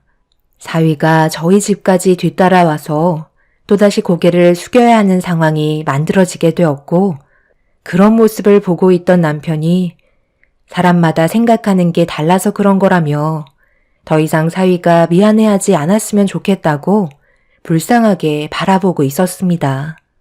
결혼이 이렇게까지 힘들 줄 몰랐는데 또 다시 이런 상황이 닥치게 되니 저희도 많이 지치게 되더군요. 남편은 사위에게 좋은 말을 아끼지 않았고 많은 위로를 해주며 힘을 실어 주었네요. 안사돈만 정상적인 사고방식을 가지고 있었다면 이런 일은 전혀 없었겠죠. 상견례가 엎어졌으니 결혼식도 자연스럽게 없던 일로 되어가게 되면서 딸도 더 이상 미련이 없었는지 아무 말도 하지 않았습니다. 그런데 어느 날 퇴근하고 집에 들어온 딸이 어이가 없다는 표정으로 예비사위와 나눴던 대화 내용에 대해 들려주었는데 너무 어이가 없어 아무 말도 할 수가 없겠더라고요. 사돈어른이 예비사위와 제 딸의 결혼을 허락해 주는 게 좋을 것 같다고 지속적으로 설득을 시켰는데 안사돈은 받아주기 싫다며 식음을 전폐하고 방에서 나오지 않고 있다며 며칠째 물 한 모금도 안 마시고 있다는 충격적인 말을 듣게 되었죠. 그렇게까지 저희 가족이 싫은 건지 이해할 수 없었습니다. 그런데 사돈어른도 사람인지라 참는데 한계를 느끼셨고 혼자서 고집을 부리는 안사돈을 집 밖으로 내쫓아 버렸다는 소식을 딸을 통해서 접할 수 있었어요. 사위는 이런 안 좋은 집안 분위기 속에 제 딸과 결혼을 해야 되는 게 맞는 거냐고 고민을 털어놓게 되었던 건데 사돈의 행동이 질려버린 딸은 결혼은 없던 일로 하자며 더는 관계 발전을 하지 않기로 했다고 확실하게 마음을 정리한 걸 보여주었습니다. 이런 상황들을 전부 다 알려준 딸은 두 번의 경험 끝에 단단해졌는지 빨리 회복해서 정상적인 생활이 가능했지만 예비사위는 그렇지 못했는지 현실을 받아들이길 힘들어하고 있었어요. 그리고 그런 모습을 계속해서 지켜보고 계시던 사돈 어른께서 그동안 안사돈의 여러 가지 행동들에 대해 많이 질려하셨는지 사돈 어른 몰래 투자를 하다가 사기까지 당했던 이력들도 참아왔었는데 아들 결혼까지 망치려는 행동들에 참지 못해 폭발하셨고 더는 같이 살기 힘들다며 이혼까지 생각하고 있다는 소식을 듣게 되었습니다. 제 딸은 이미 끝냈고 더 이상 관여할 문제가 아니라 신경 쓰지 않고 있었는데 사돈분들께서 이 문제로 의견 차이가 심해졌고 서로 주고받은 상처가 깊어졌는지 결국 서류에 도장까지 찍었다는 걸 들을 수 있었어요. 한 사람의 행동이 엄청난 파장을 불러일으킨 것도 모자라 가정까지 무너뜨리게 만들었다는 게 너무 큰 충격이었죠. 그런데 상황이 급격하게 안 좋아지자 안사돈이 제 딸의 회사에 찾아가 난리를 피우게 되면서 경찰서에 있다는 말에 급하게 딸이 있는 곳으로 향하게 되었어요. 딸은 머리가 산발이 되어서는 눈물을 흘리고 있었고 안사돈은 제 딸을 가만두지 않겠다며 경찰서가 떠나갈 정도로 난리를 치고 있었습니다. 제가 그 모습을 보자마자 눈이 뒤집혀서 달려들었네요. 그렇게 한바탕 난리가 난 이후 저희는 사위가 보였던 행동들이 있어서 마지막으로 합의를 한 다음 사돈댁과 관계를 정리하게 되었습니다. 사돈 어른은 안사돈과 이혼을 했으니 언제나 길은 열려 있다며 시간을 두고 천천히 생각하라고 했지만 저희 가족은 너무 크게 되어서 더는 엮이고 싶지 않았어요. 그날 이후 사이는 다른 회사로 옮기게 되었고 1년이라는 시간이 훌쩍 지나가 버렸죠. 저희 가족은 정상적인 생활을 하면서 다시 자리를 잡고 생활하고 있는데 어느 날 깜짝 놀랄 만한 일이 눈앞에 펼쳐지고 말았습니다. 꽤 큰 회사에 저희 부부가 입찰에 성공을 해서 구내식당의 운영권을 계약하게 되었고 인원 충당을 위해 주방에서 일하실 분들을 모집하고 있었는데 제 앞에 안사돈이 쭈뼛거리며 가까이 다가오고 있었어요. 영양사님, 이번에 주방에서 일하시겠다고 면접을 오신 분이세요. 주방 일이 서툴다고 하시는데 열심히 일하겠다고 하셔서 일단 모셔왔거든요. 면접 보시고 결과는 나중에 따로 알려주시면 될 것 같습니다. 그럼 대화 나누세요. 아니, 어떻게 사돈이 여기에서 일을 하고 계신 거죠? 여긴 회사 내에 있는 구내식당인데 일반 동네 식당 아니었어요? 그것보다 그쪽이 어떻게 이런 구차한 곳에 면접을 다 보러 오신 거죠? 이혼하셨다는 소식은 들었는데요. 그래도 그동안 가지고 계셨던 재산이 꽤 많으셨을 텐데 무슨 문제가 생기신 건가요? 주방 일을 하시겠다고 면접까지 보러 다니시는 줄은 정말 몰랐네요. 주방 일도 안 해보셨을 텐데 웬만하면 다른 일을 알아보시지 그러세요. 저는 받아줄 생각이 없네요. 한 번만 부탁드릴게요. 저 다시 제자리로 돌아가고 싶어요. 저희 남편이 그동안 제가 너무 세상 물정 모르고 살았다며 돈 버는 게 얼마나 힘든지 느껴봐야 정신을 차릴 것 같다고 사돈이 하시는 식당 일을 한 번 저도 경험해 보라고 해서 면접을 보게 된 건데 여기에서 사돈을 만나게 될 줄 몰랐네요. 한 번만 받아주세요. 다시 제자리로 돌아가려면 제가 얼마나 열심히 일을 했는지 그이가 봐야 한다고요. 다시 재결합을 할 수 있는 방법이 이것밖에 없어요. 가정으로 돌아갈 수 있게 사돈께서 도와주시면 안 될까요? 그때 일은 벌써 지난 일이고 이미 1년이나 흘러갔는데 저만 아직까지 정상적인 생활을 하지 못하고 있어요. 이대로 평생 살고 싶지 않아요. 사돈께서 저를 한 번만 불쌍히 생각해 주시고 일 좀 가르쳐 주세요. 부탁드릴게요. 세상 참 좁다고 이런 곳에서 사돈을 다시 만나게 될 줄 전혀 몰랐습니다. 주방에서 일한다고 무시할 땐 언제고 제 앞에 나타나 면접을 보러 온 사돈의 모습을 보니 정말 어이가 없었네요. 들어보니 이혼을 할 때 얼마의 재산을 가지고 나왔는데 그것도 전부 잘못된 투자로 탕진하게 되면서 생활이 궁핍해지자 다시 사돈어른과 재결합을 하고 싶다며 받아달라고 애원을 하면서 이런 사태까지 벌어진 것 같습니다. 사돈이 저희를 무시한 직업에 대해 경험을 해보라며 지시를 내려서 움직이곤 있지만 사람의 본성이 어디 가겠나요. 제 딸과 사이의 결혼을 막아서고 눈물을 쏟게 만들었으면서 정작 본인은 살겠다고 저에게 도움의 손길을 내밀고 있는 안사돈을 보고 있으니 너무 화가 치밀어 오르네요. 더 이상 연관도 없는 사람인데 한 공간에 있고 싶은 마음은 솔직히 없습니다. 새해에 입찰을 받아서 앞으로 몇 년간 활동해야 될 구내식당에서 사돈과 부딪히다 보면 분명 또 다른 사건이 시작되겠죠. 남편도 받아주지 말라고 하네요. 날은 이 사실을 모르고 있습니다. 본인이 잘못한 대가에 대해 충분히 받았으면 좋겠네요. 제 사연 들어주신 분들께서 이런 사람을 사돈으로 맡게 되신다면 절대 결혼을 반대하셨으면 좋겠어요. 모두가 힘들어지는 길을 선택하는 겁니다. 새해에도 모든 분들 건강하시고 소망하시는 일 모두 이루시길 바랍니다. 감사합니다. 안녕하세요. 저는 도봉구에 살고 있는 40대 여자입니다. 최근에 동서와 많은 일들을 겪었는데요. 너무 어이가 없어서 사연을 신청하게 되었습니다. 동서와 저는 사이가 좋지 않은 편이라서 웬만하면 부딪히지 않으려고 피하는 편입니다. 그런데 어느 날 저희 집에 갑자기 찾아왔길래 많이 당황한 적이 있었어요. 예전에 얼굴을 붉히고 한바탕 싸운 적이 있어서 저도 참 난감했었는데 무슨 일인지 들어보니 돈을 빌려달라는 거였어요. 급하게 5천만 원이 필요하다며 다음날 바로 빌려주길 원하길래 무슨 일 때문에 필요한지 물어보게 되었죠. 저도 당장 현금화 시킬 수 있는 자금이 없었을 뿐더러 출장 간 남편과 상의조차 안 된 부분이라 시간이 필요하다 얘기했지만 바로 갚을 수 있다며 당장 달라고 재촉하길래 아무 말도 하지 못했었네요. 형님, 제가 일주일 안에 바로 드릴 수 있다니까요. 너무 급해서 그러니까 일단 좀 빌려주세요.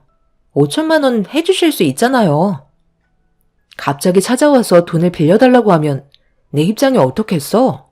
돈 문제가 나 혼자 결정할 수 있는 것도 아니고 시간이 필요하지. 그런데 우리 사이가 돈을 빌려줄 만큼 사이가 좋은 것도 아니잖아? 동서가 그동안 나한테 보였던 행동들을 보면 빌려줘야 할 이유가 없거든. 그리고 나 말고도 돈을 빌려줄 수 있는 가족들은 많잖아. 안 그래? 미안하지만 내 생각엔 힘들 것 같아. 형님, 원래 가족은 싸우기도 하면서 서로에 대해 몰랐던 부분들을 알아가는 거잖아요. 그 정도는 이해해 주셔야죠. 이해? 그때 나한테 했던 행동들 기억 안 나? 작년 김장날에 어떻게 했어?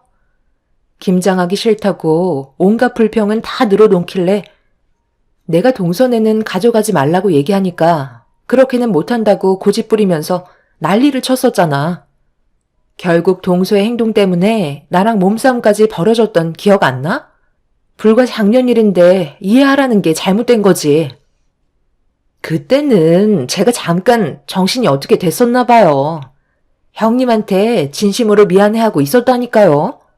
언제 기회되면 진심으로 사과드리려 했는데 오늘 겸사겸사해서 찾아온 거니 저에게 기회를 좀 주세요.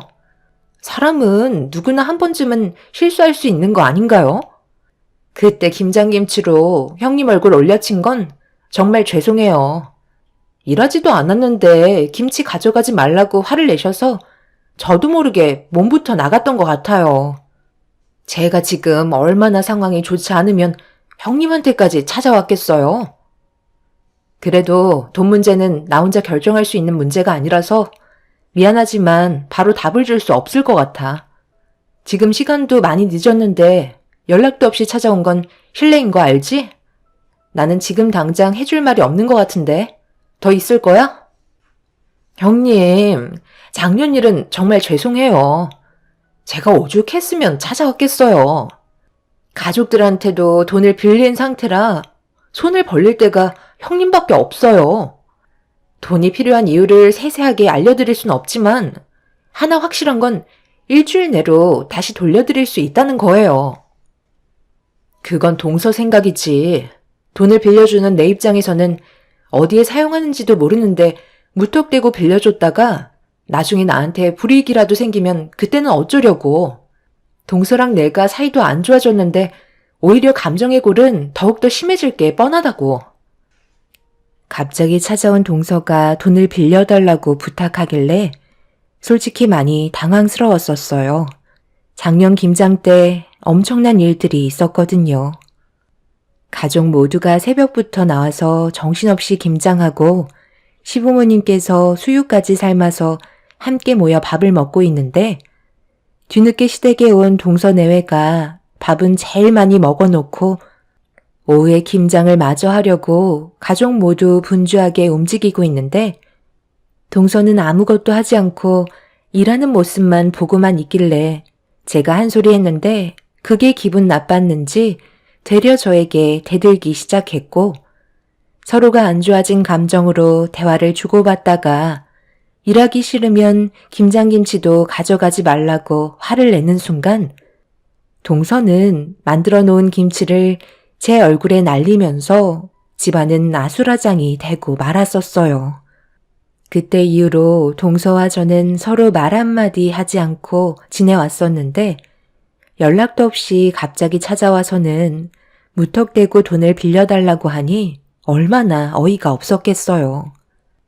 그동안 저에게 사과 한마디 없다가 급전이 필요하니까 아쉬워서 용서를 비는 것 같아 오히려 기분이 더 안 좋았었죠. 동서는 나중에 다시 오겠다며 돌아갔지만 그날 저녁 내내 기분이 좋지 않았습니다. 그런데 남편에게 전화가 와서 받았는데 동서가 시동생한테 얘기했는지 시동생이 남편에게 돈을 빌려달라고 부탁을 한 것 같았어요.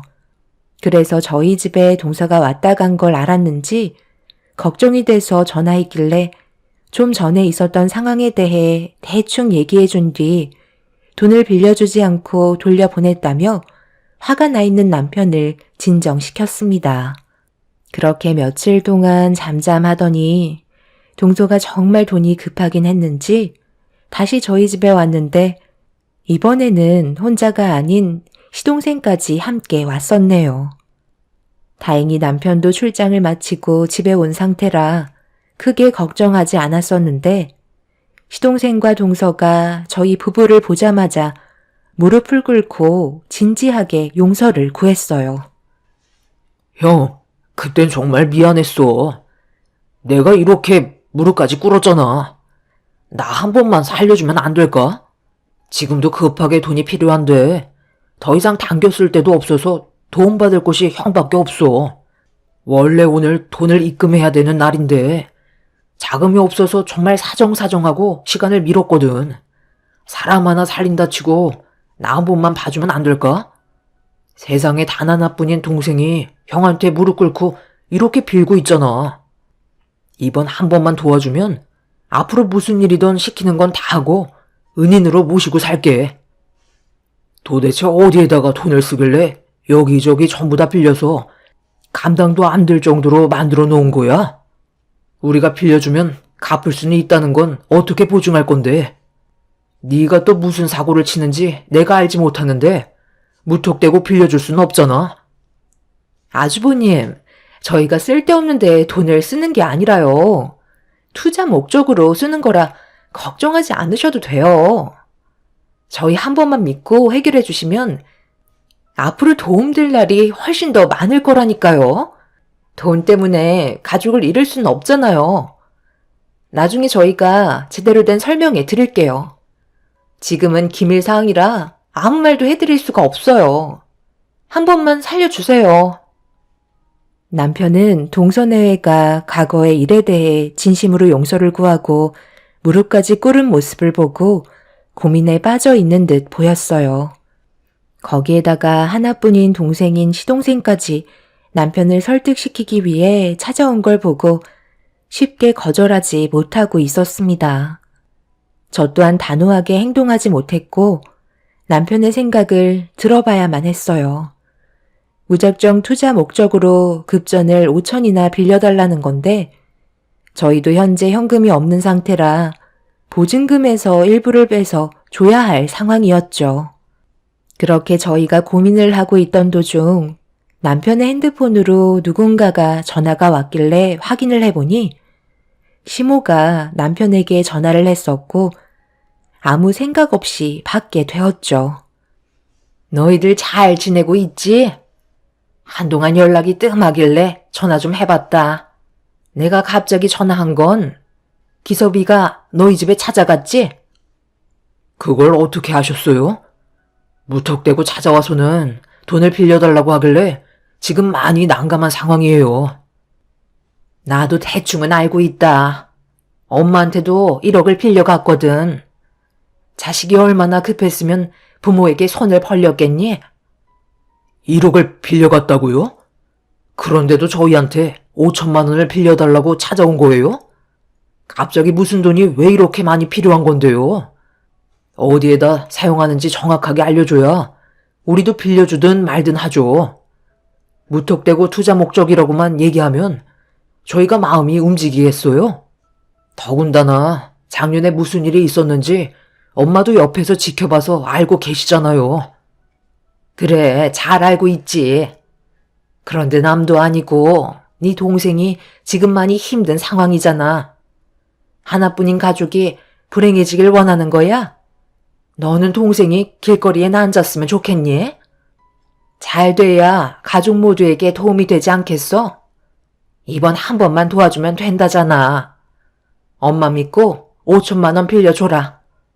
위기가 찾아왔을 때 도와줘야만 진정한 은인인 거야. 이번 일을 절대 잊지 못할 거다. 앞으로 잘하겠다잖아. 너는 돈이 중요하니? 가족이 중요하니? 피를 나눈 형제끼리 돈 때문에 멀어져야 되겠어? 남편은 시모의 말을 듣고 있는데 많이 당황스러워하고 있었어요. 대충 어떤 상황인지는 알고 있었지만 시모도 정확하게는 모르고 계신 듯 보였습니다. 더군다나 시모가 남편을 설득하기 위해 계속해서 입이 닳도록 말씀하고 있는데 무릎 꿇고 있는 동서내외는 한 번만 살려달라고 애원하고 있었어요. 제가 남편의 입장이었다면 똑같이 힘들었을 것 같았죠. 좋지 않은 사이인데 가족이라는 명분 하나 때문에 돈을 빌려줘야 한다는 건 너무 억지스러운 것 같아 일단 저는 난감해하는 남편을 대신해 거절을 하게 되었습니다. 시모와 통화를 하고 있던 남편은 갑자기 제가 뱉은 한마디에 당황을 했고 시모는 수화기를 통해 제 말을 들었는지 남편에게 전화를 바꿔보라며 화를 내셨습니다. 네가 뭔데 돈을 빌려주지 않겠다고 거절을 하는 거야? 내가 지금 목이 터져라 설득을 시키고 있는데 옆에서 감히 초를 쳐? 이제 보니까 네가 우리 집에서 문제인 거네. 그때도 그냥 입 닫고 아무 말도 하지 않았으면 이런 일이 있었겠어? 항상 작은 며느리를 못마땅해 하더구먼. 결국 싸움까지 이어지게 만들었잖아. 너도 손윗 사람으로서 잘한 거 하나 없는데 동생들이 먼저 손을 내밀고 용서를 구하면 받아줄 생각을 해야지. 오히려 지금이 기회인 것 마냥 그때 당했던 걸 복수라도 하는 거야? 속이 그렇게 좁아 터져서 앞으로 내 아들과 결혼 생활하는데 내조는 잘할 수 있겠니? 어머님, 왜 그런 식으로 말씀하세요? 저희도 주머니 형편이 좋지 않은 상태인데 서방님이 많이 힘들다고 해서 무턱대고 빌려줄 수 있는 상황이 아니잖아요. 그리고 그때 일을 떠나서 돈 문제는 정말 예민한 거 어머님도 잘 아시잖아요. 예전에 아시는 지인분에게 돈 빌려드렸다가 어떻게 됐어요? 도망가서 잠적하는 바람에 아직까지 못 받고 계시지 않나요? 그 말이 왜 여기서 나와? 너는 남이랑 가족이랑 똑같니? 괜히 쓸데없는 얘기 하지 말고 당장 자금 준비해서 빌려주도록 해라. 괜히 나한테까지 안 좋은 이미지 박히고 싶니? 좋은 말 할 때 하라는 대로 하고 이번 주 주말에 모두 다 집으로 와라. 시모는 제가 돈을 빌려주지 않겠다고 얘기하자 화가 머리끝까지 올라오셨고 상황은 점점 안 좋게 만들어 가셨어요. 남편도 문제가 점점 커지는 게 싫었는지 저와 진지하게 대화를 이어나가면서 돈을 빌려주는 쪽으로 얘기하길래 어쩔 수 없이 남편의 말을 따르기로 결정하게 되었어요. 남편도 기분이 좋은 건 아니었지만 이번 계기로 인해 동서내외와 사이가 좋아지면 앞으로 가족 모두에게 좋은 영향을 줄 것 같아 고심 끝에 결정한 거였죠. 그렇게 저희는 어쩔 수 없이 보증금의 일부를 빼서 동서에게 급전 5천만 원을 빌려줬고 돈을 받은 동서내외는 최대한 빨리 갚겠다며 몇 번이나 감사하다고 고개를 숙였습니다. 가족이기 때문에 믿고 빌려줬었는데 시간이 지날수록 동서내외의 태도는 점점 안 좋아지기 시작했어요. 돈을 빌려줬다고 해서 어떻게 그 날짜에 딱 맞춰서 돈을 받을 수 있겠니? 시간을 두고 기다려주면 알아서 갚을 텐데 빌려줘 놓고도 욕을 먹어야 되겠어? 하여간 이래서 집안 형편이 안 좋은 너를 며느리로 드리고 싶지 않았던 거다. 어머님, 저희 집안과 돈을 빌려준 게 무슨 상관이에요? 잘 살든 못 살든 빌려주고 약속된 날짜에 갚는 건 당연한 거라고요. 이래서 돈 관련해서는 가족들끼리 거래하지 말라는 건데 어머님이 하도 난리를 치신 바람에 어쩔 수 없이 저희 사정이 어려워도 보증금 빼서 5천만 원 빌려준 거잖아요. 그럼 고맙게 생각하면 전체 금액을 한 번에 못 갚아도 일부는 줄 수 있는 거 아닌가요? 형님, 저희가 안 준다고 한 거 아니잖아요. 일단 조금만 더 시간을 달라는 건데 그게 그렇게 어려운 거예요? 얼마 되지도 않는 코 묻은 돈 솔직히 가족끼리는 안 받아도 될 정도의 금액 아닌가요? 절대 까먹지 않을 테니까 시간을 가지고 기다려주세요. 만날 때마다 돈 얘기 꺼내면 저도 정말 스트레스 받는다고요. 어머님, 저희 먼저 일어날게요. 이런 기분으로 어떻게 한자리에 모여 식사를 할 수가 있겠어요. 돈 빌린 것도 서러운데 가족이 무슨 사채업자도 아니고 약속한 시간 지났다고 사람을 이렇게까지 쪼으면 되겠어요? 차라리 이런 모임 가지느니 따로 만나는 게 좋을 것 같아요. 동서, 말 참 웃기게 한다. 불과 며칠 전까지만 해도 꼴랑 5천만 원이 없어서 무릎 꿇고 도와달라고 눈물까지 흘렸으면서 코 묻은 돈 가족끼리 뭘 봤냐고? 이제야 본색을 드러내는 거야? 빌려갈 때는 전부 다 연기였다는 거지? 어쩜 사람이 이렇게 뻔뻔할 수가 있어? 이번 주 내로 빌려준 돈 갚지 않으면 우리도 가만히 있지 않을 거야. 알겠어? 참는 것도 정도가 있다고. 아, 알았어요. 주면 되잖아요. 그깟 5천만 원 가지고 엄청 떽떽거리시네. 귀청 떨어지는 줄 알았어요. 어머님, 저희 먼저 일어날게요. 동서내외는 저희와 대화를 섞고 싶지 않다며 식사를 하던 도중 자리에서 먼저 일어나 집으로 돌아갔고, 시모는 좋아하던 분위기 제가 다 망쳤다면서 저에게 온갖 막말을 퍼부으셨습니다. 제 날짜에 돈을 꼭 갚겠다며 각서까지 써놓고 얼굴에 철판을 깔고 있는 동서가 누가 봐도 잘못한 건데 왜 제가 욕을 먹어야 하는지 이해를 할 수가 없었어요. 저희가 여유 자금이 있는 상태에서 빌려준 것도 아닌데 시모는 왜 저희 입장에서는 한 번도 편을 들어주지 않는 건지 이해할 수 없었습니다. 분명 작년에 동서가 김장날 난리를 쳤을 때는 시모가 오히려 동서한테 저보다 더 많은 화를 내셨는데 언제 그랬냐는 듯 동서의 편에 서서 저한테만 뭐라고 하시는 게 많이 당황스러웠었죠. 여우 같은 동서가 무언가로 시모를 구워 삶은 것 같았습니다. 저희 부부도 안 좋은 분위기 속에서 시댁에 계속 있을 수 없다 보니 어쩔 수 없이 집으로 돌아왔어요. 그런데 시모는 운전하고 있는 남편에게 전화를 걸어서는 여자 하나 잘못 만나서 인생 말아먹었다며 돈만 밝히는 여자라고 차라리 다른 여자 만나서 사는 게 훨씬 좋을 것 같다는 말을 거침없이 꺼내셨네요. 주변에 아는 여자들도 많으니 당장 이혼하라는 말에 너무 화가 나서 남편에게 차를 돌리라고 저도 화를 냈어요. 남편은 가봤자 좋을 거 하나 없다면서 급하게 전화를 끊었고 시모는 받을 때까지 계속해서 남편에게 전화를 걸었습니다. 저도 할 말은 해야 할 것 같아 남편의 전화를 대신 받았죠. 당장 내 아들 바꿔라. 누가 너랑 통화하고 싶다고 했니? 목소리 듣고 싶지 않으니까 내 아들 바꾸래도? 어머님, 동서한테 뭐 책 잡힌 거라도 있으세요? 왜 저를 못 잡아먹어서 안달이세요? 제가 뭘 잘못했나요? 솔직히 터놓고 얘기하면 저는 동서에게 돈 빌려주고 싶지 않았는데 어머님이 하도 난리를 치셔서 어쩔 수 없이 빌려준 거잖아요. 그럼 동서도 저희 집안 사정을 알면 다는 아니더라도 일단 일부는 갚을 수 있는 건데 좀 전에 동서의 행동이 어땠어요? 평생 갚지 않을 것처럼 얘기하지 않았나요? 거기에다가 코 묻은 돈이라고 말까지 했는데 제가 그 말을 듣고 가만히 있었던 것도 아버님 어머님 앞에서 화내고 싶지 않아서 그 정도로 넘어간 것뿐이라고요. 그래서 뭐 어쩌라는 거야? 당장 돈도 없는 애들한테 뭘 어떻게 받겠다는 건데? 애들이 계획이 다 있겠지.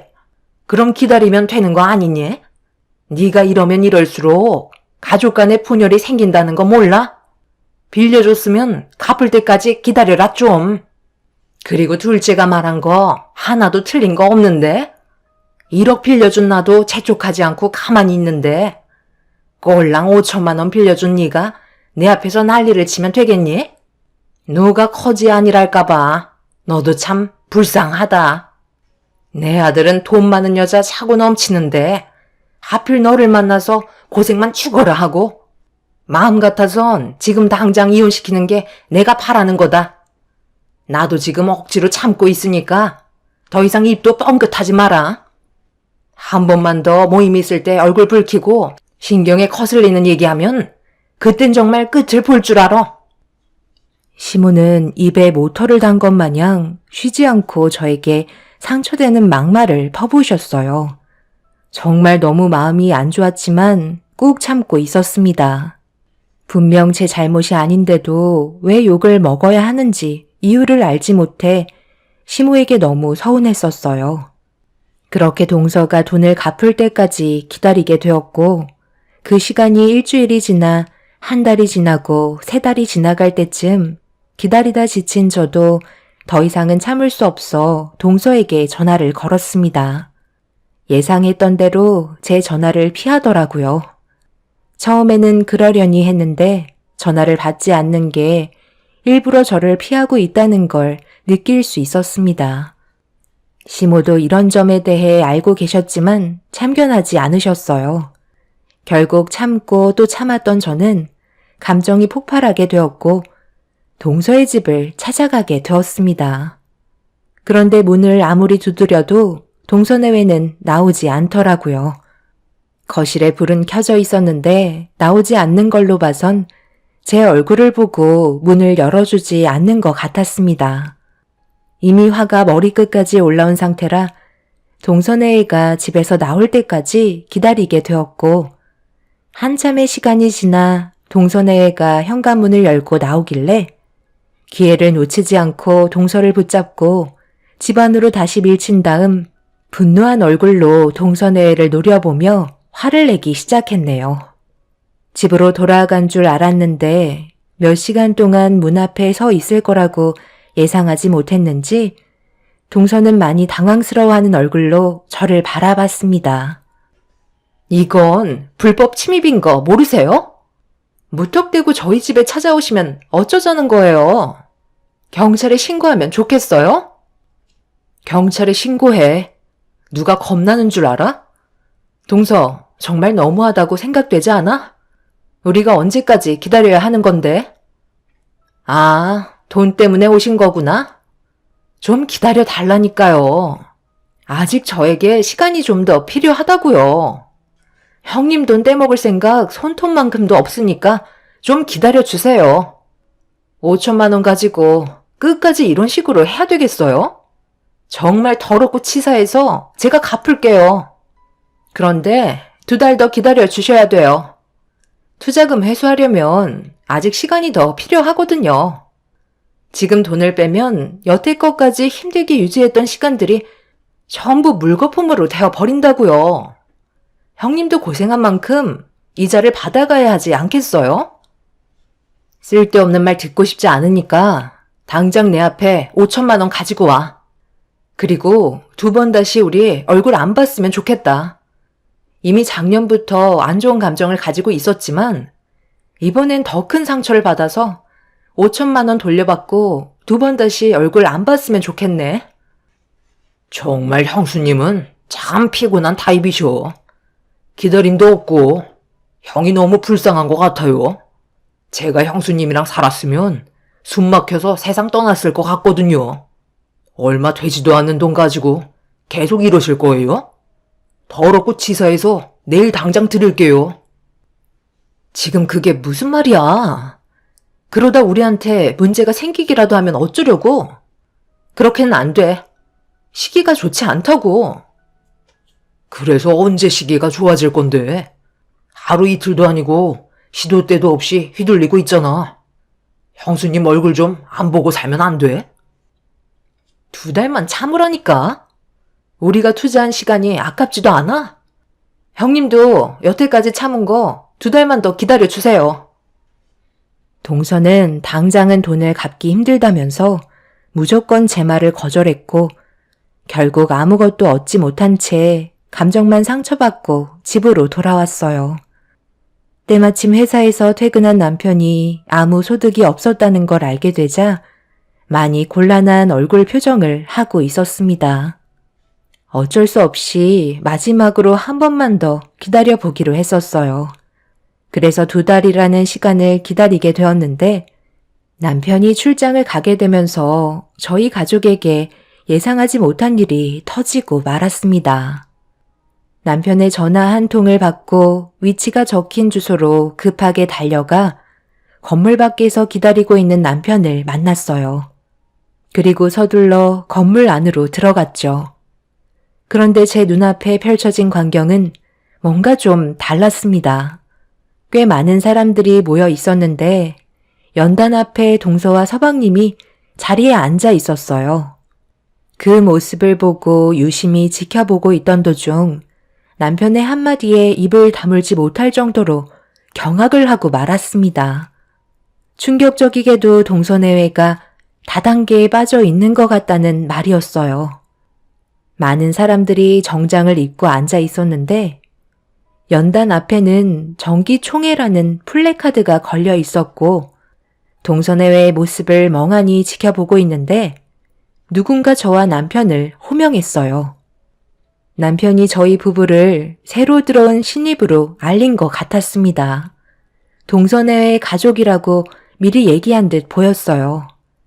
그래서 안내받은 자리에 앉아 있었는데 눈앞에 펼쳐진 모습은 정말 충격적이었죠.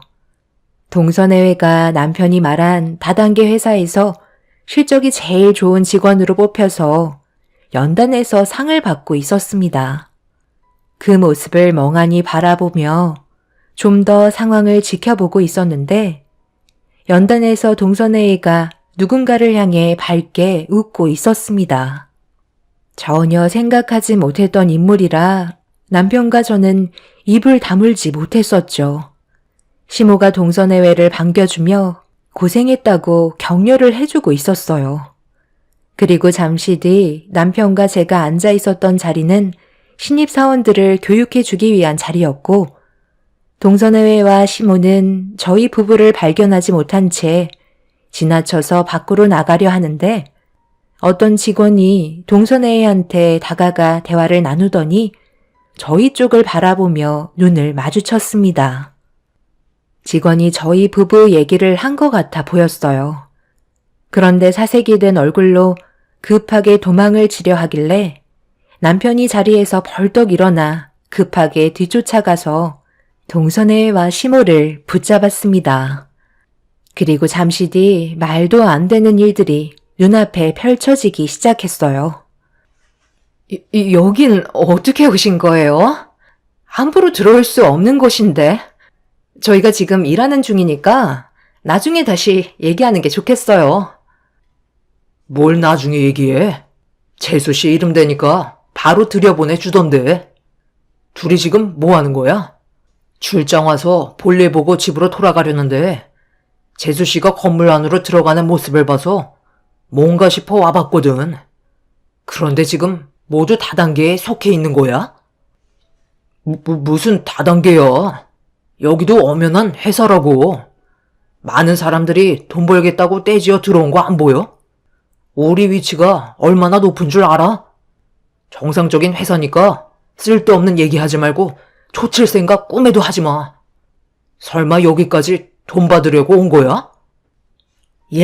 너희들 이번에 실적 좋아서 포상금 받았는데 그걸로 그냥 돈 주고 땡쳐라. 어떻게 남의 회사까지 쫓아와서 돈 달라고 난리야? 정말 지긋지긋하다. 너희들 없어도 이제 잘 먹고 잘 살 수 있으니까 2번 다시 내 앞에 얼굴 보이지도 마라. 시모와 동서내외는 저희가 돈을 받으려고 쫓아온 줄 알고 있었어요. 너무 예민한 모습을 보이길래 좀 이상하다 싶었는데 잠시 뒤 경찰들이 우르르 몰려 들어왔고 사람들을 에워싸며 건물 밖으로 빠져나가지 못하게 막고 있었습니다. 많은 사람들이 당황하고 있었고 시모와 동서내외는 갑자기 경찰들을 피해 도망치기 시작했어요. 저희는 그 모습을 바라만 보고 있었는데 경찰 한 분이 조사를 받아야 된다고 인도에 따르라는 말에 일단 어떤 상황인지 파악하기 위해 경찰서로 향하게 되었고 저희가 동서내외의 가족이라며 상황 설명을 물어보자 담당 경찰이 심각한 표정으로 입을 열었습니다. 그리고 모든 사실을 듣게 된 저희는 경악을 금치 못했죠. 동서내외는 어느 화장품 다단계 회사에 속해 있었는데 투자금 지원이 많아 임원으로 발탁이 되었고 많은 사람들에게 투자금을 끌어모으기 위해 매달 5%의 이자 금액을 지급해준다며 5개월 뒤에 원금까지 돌려준다는 방식으로 수많은 사람들을 끌어들여 거기에 따른 막대한 이익을 갈취한 상태였어요.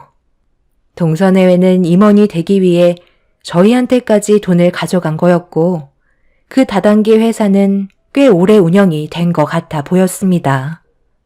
결국 많은 사람들이 동선회회 관계자들로 인해 막대한 금전적인 손해를 끼치게 되었고 경찰은 이 회사에 대해 구속영장을 신청한 상태였죠. 그리고 범죄 수익금에 대해 몰수와 추징 절차에 들어갈 예정이라고 설명해 주었습니다. 시모는 이 사실을 전부 다 알면서도 눈앞에 보이는 돈의 이득을 위해 많은 사람들을 속여서 금전적인 이득을 취하고 있었어요. 저희는 이런 사실도 모르고 돈을 빌려줬던 거였죠. 저희 부부는 동선회회에게 사기를 당했던 5천만 원을 결국 돌려받을 수 있었지만 시무와 동선회회는 법적인 처벌을 면하지 못했습니다. 돈에 눈이 멀어 이런 일에 가담했다는 게 황당할 뿐이네요. 지금 현재 법적인 처벌이 내려지기 위한 조치를 받고 있는 상태인데 징역을 면하지 못할 것 같습니다. 시모 또한 이런 사실을 알면서도 묵인하고 주변 사람들을 끌어들였다는 거에 처벌을 받게 될 것 같네요. 이런 행동들을 저지르면서 부끄러운 줄도 모르고 오히려 뻔뻔하게 행동했던 동선애가 무거운 처벌을 받았으면 좋겠습니다. 자신의 잘못이 무엇인지도 모르는 사람들은 벌을 받아야 마땅하죠. 여러분들 주위에서도 분명 다단계 회사의 사기로 피해자가 계실 텐데 하루빨리 모든 배상을 받으셨으면 좋겠네요. 제 사연 들어주신 분들 오늘 하루도 행복한 날들 되시길 바랍니다. 감사합니다.